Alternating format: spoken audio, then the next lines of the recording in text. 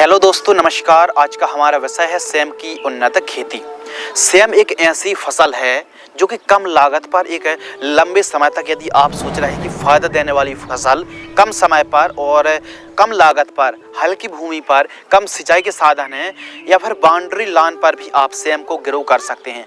तो आज का जो हमारा विषय है, क्यों ना सेम की A to Z जानकारी शेयर की जाए कि कौन सी बीमारी आती हैं, उनका सस्ते पर इलाज, 1 एकड़ पर कितना सीड्स, कितनी दूरी पर कौन सी खाद, कौन सी दवाई, life cycle, irrigation, fertigation, plantation, प्रति एकड़ सीड्स और जो आप सीड्स लगा रहे हैं उनकी बेस्ट किस्में। संपूर्ण जानकारी के लिए दोस्तों इस वीडियो को पूरा वॉच करें। नमस्कार, आप देख रहे हैं the advance agriculture YouTube channel. मैं हूं आपका होस्ट एंड दोस्त शिव कुमार। चलिए शुरू करते हैं। सबसे पहले दोस्तों बात करते हैं टाइमिंग यानी अनुकूल समय। तो वैसे तो आप सेम की बुआई 12 महीने कर सकते हैं, लेकिन जुलाई और अगस्त महीने पर जो टाइमिंग है, मंथ हैं, काफ़ी बढ़िया हैं। जलवायु, टेम्परेचर, तो सेम की जो फसल है ठंडे नम आर्द्र जलवायु की क्रॉप की आवश्यकता पड़ती है और टेम्परेचर कम से कम 10 से 12 डिग्री सेल्सियस और अधिकतम 35 से 36 से 38 डिग्री सेल्सियस तक जो टेम्परेचर है चल जाता है। भूमि और खेत की तैयारी के ऊपर दोस्तों बात करते हैं तो सेम की खेती नॉर्मल तरीके से सभी प्रकार की भूमि पर आप खेती कर सकते हैं। हल्की से हल्की भूमि, असिंचित भूमि जो होती है, असिंचित दशा पर भी आप सेम की खेती कर सकते हैं। बस मृदा की पीएच वैल्यू 5.5 से 7.5 8 तक दोस्तों चल जाती है। नॉर्मल तरीके से खेत की तैयारी करें। बस उत्तम जल निकास का प्रबंध होना बहुत ज़्यादा जरूरी है। बरसात के दिनों पर जल भराव नहीं होना चाहिए। तो इस प्रकार मिट्टी को भुरभुरी कराने वाले यंत्र हैरो से ठीक तरीके से प्लॉविंग कराना चाहिए। अगले विषय के ऊपर बात करते हैं उन्नतशील किस्में। काफ़ी बढ़िया पैदावार देने वाली किस्मों में से एक है इंडिका की, जो सेम के नाम से आती है, इंडिका सेम। इसके अलावा सार पान सीड्स 27 के नाम से आती है। इसके अलावा साकार सीड्स की जो मेगा सेमी के नाम से आती है। इसके अलावा काशी हरितमा जवाहर सेम 53 के नाम से आती है। कल्याणपुर हाइम के नाम से आती है। BR सेम 3 के नाम से आती है। इन किस्मों को आप लगा सकते हैं। इन किस्मों में से भी यदि कोई बेस्ट किस्म है तो आप कमेंट सेक्शन में अपने सवाल, अपनी वैरायटी का नाम लिख के जरूर कमेंट सेक्शन में बताइए। प्रति एकड़ सीड्स के ऊपर दोस्तों बात करते हैं तो 1 एकड़ में 4 किलोग्राम से लेकर 5 किलोग्राम सीड्स की रिक्वायरमेंट पड़ने वाली है। ड्रिप आप लगा सकते हैं, आप चाहें तो 16 mm इनलाइन ड्रिप आप लगा सकते हैं। मल्चिंग पेपर के ऊपर बात करते हैं तो मल्चिंग पेपर 25 माइक्रोन का लगाना चाहिए। मल्चिंग पेपर लगाने से खरपतवार का जमाव नहीं होता है, कम सिंचाई करनी पड़ती है, फसल एकदम सिस्टमिक रहती है, जो कि आप वीडियो पर देख रहे हैं कितनी शानदार तरीके से फसल बढ़वार ले रही है। तो इसके लिए बीज उपचार करना भी बहुत ज़्यादा ज़रूरी है, क्योंकि विल्ट की समस्या ना आए, स्वस्थ जर्मिनेशन देखने के लिए मिले, स्वस्थ अंकुरण देखने के लिए मिले। तो इसके लिए 1 किलोग्राम बीजों को 5 ग्राम ट्राइकोडर्मा से बीज उपचार यदि आप करते हैं तो शानदार जो अंकुरण है, जर्मिनेशन है, वो शानदार तरीके से देखने के लिए मिलने वाली है। बेड विधि से खेती आप कर सकते हैं। बेड मेकर या फिर बेड राइजर से बेड तैयार करें। बेड की दूरी कितनी रखनी है? बेड से बेड की दूरी 5 फीट, बेड की चौड़ाई 2.5 फीट और बेड की ऊंचाई 1 फीट रखनी चाहिए। यदि आप बेड बनाकर खेती करते हैं तो बहुत सिस्टमेटिक तरीके से फसल बढ़वार लेने वाली है। बेसल डोज के ऊपर दोस्तों बात करते हैं तो बुआई के समय इन खादों का प्रयोग करें। DAP 50 kilo, SSP 50 kilo, MOP 20 kilo, गोबर की खाद 2 ट्रॉली। इस्तेमाल कब करें? जब आप पौध रोपण कर रहे हों या फिर डायरेक्ट पर फील्ड पर बुआई कर रहे हों, तब आपको प्रयोग करना चाहिए प्रति एकड़ की दर से। प्लांट डिस्टेंस के ऊपर दोस्तों बात करते हैं तो पौधे से पौधे की दूरी 3 फीट, लान से लान की दूरी 5 फीट रखनी चाहिए। एक बेड पर सिंगल लान पर आपको पौधरोपण या फिर डायरेक्ट फील्ड पर 1-1 या फिर 2-2 बीजों की प्रति गड्ढे पर बुआई आप कर सकते हैं। डेप्थ के ऊपर दोस्तों बात करते हैं कि जब आप बुआई कर रहे हो तो कितनी गहराई पर बुआई करें। लगभग 3 से 4 सेंटीमीटर गहराई पर यदि आप बुआई करते हैं तो काफ़ी शानदार तरीके से स्वस्थ जर्मिनेशन देखने के लिए मिलता है। इन बातों का ध्यान रखें। मंडप तैयार के ऊपर दोस्तों बात करते हैं। सेम की खेती मिट्टी पर ऐसे ही ना पड़े रहने दीजिए, इसके लिए मंडप तैयार करें सिंगल बेड वाला, जो कि आप देख रहे हैं वीडियो पर। इस हिसाब से यदि आप सिंगल लाइन वाला जो बांस का मंडप तैयार करने के लिए 1800 से लगभग 2000 बांस के टुकड़े की आवश्यकता पड़ेगी।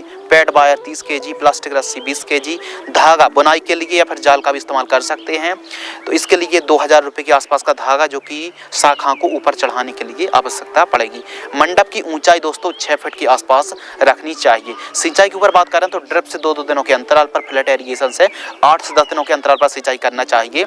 सिंचाई इस फसल पर थोड़ा सा कम सिंचाई की आवश्यकता पड़ने वाली है।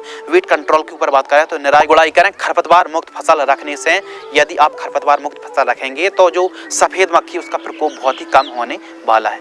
बात कर लेते हैं स्प्रे शेड्यूल के बारे में, क्योंकि इसमें बीमारी रोग तो कम आते हैं लेकिन A to Z वीडियो है तो कौन से रोग बीमारी आ सकते हैं आइए डिटेल से समझते हैं। कीट प्रबंधन के ऊपर बात करते हैं। प्रमुख रूप से पीला मोज़ेक वायरस जो कि नुकसान पहुंचाता है, फसल को क्षतिग्रस्त करता है। Leaf spot, wilt, powdery mildew, downy mildew, सफ़ेद मक्खी, एफिड एसिड, फल मक्खी, फली छेदक, झुलसा का प्रकोप देखने के लिए मिलता है। तो इनके लिए स्प्रे किस प्रकार फॉलो करना। फर्स्ट स्प्रे 25 से 30 दिन के आसपास की फसल होती है, 15 लीटर पानी में इन दोनों कीटनाशक को, एक फंगीसाइड को मिक्स करके स्प्रे करना चाहिए।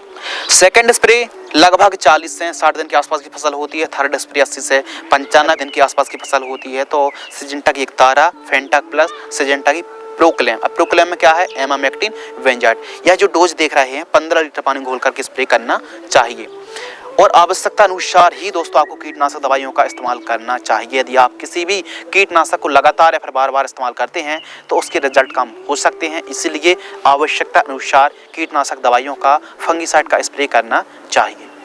फर्टिगेशन शेड्यूल के ऊपर बात करते हैं जो कि काफ़ी ज़्यादा इम्पोर्टेंट है। क्यों है, क्योंकि इसमें यदि प्राइमरी न्यूट्रिएंट या फिर जो पोषक तत्व है उनकी पूर्ति करेंगे तो ये मान लीजिए बहुत अच्छा लाभ मिलेगा। तो आइए बात करते हैं फर्टिगेशन शेड्यूल। फर्स्ट खाद, यदि आप साधारण तरीके से खेती कर रहे हैं तो जो फर्स्ट खाद है 25 से 30 दिन के आसपास की फसल होती है तो यूरिया 25 किलो और माइक्रो न्यूट्रिएंट किसी अच्छी कंपनी का 6 किलोग्राम प्रति एकड़ जड़ों के पास देकर सिंचाई करें। सेकंड खाद 45 से 50 दिन और थर्ड खाद 70 से 80 दिन के आसपास की फसल होती है तो जड़ों के पास देकर सिंचाई करने से बेहतरीन लाभ मिलने वाला है। यदि दोस्तों इस प्रकार यदि आप फर्टिगेशन शेड्यूल चलाते हैं तो बेहतरीन लाभ मिल सकता है। प्रथम तुड़ाई, फर्स्ट हार्वेस्टिंग की ऊपर बात करें तो 70 से 80 दिन के आसपास की फसल होती है तो हार्वेस्टिंग के लिए स्वयं की क्रॉप तैयार हो जाती है।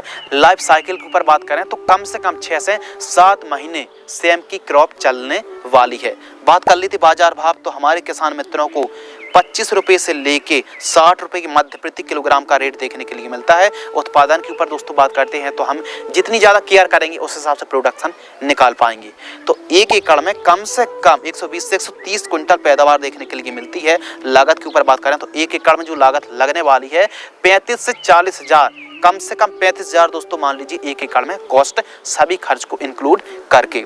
मुनाफा के ऊपर दोस्तों बात करते हैं तो सभी लागत को काट कर, जो 35-40 हज़ार लागत को काट कर, लेबर का खर्च, भाड़ा है, जो आप खेत तैयार करा रहे हैं, सीड्स का खर्च है, बुआई का खर्च है, मंडप तैयार का जो एक्सपेंसेस है, सभी एक्सपेंसेस को, सभी खर्च को इंक्लूड यदि हम करते हैं तो ये मान लीजिए खर्च को काट कर, मुनाफा में से खर्च को काट कर ये मान लीजिए, और जो हम रेट ले रहे हैं वो 25 से 30 रुपये का ही रेट मिल जाता है।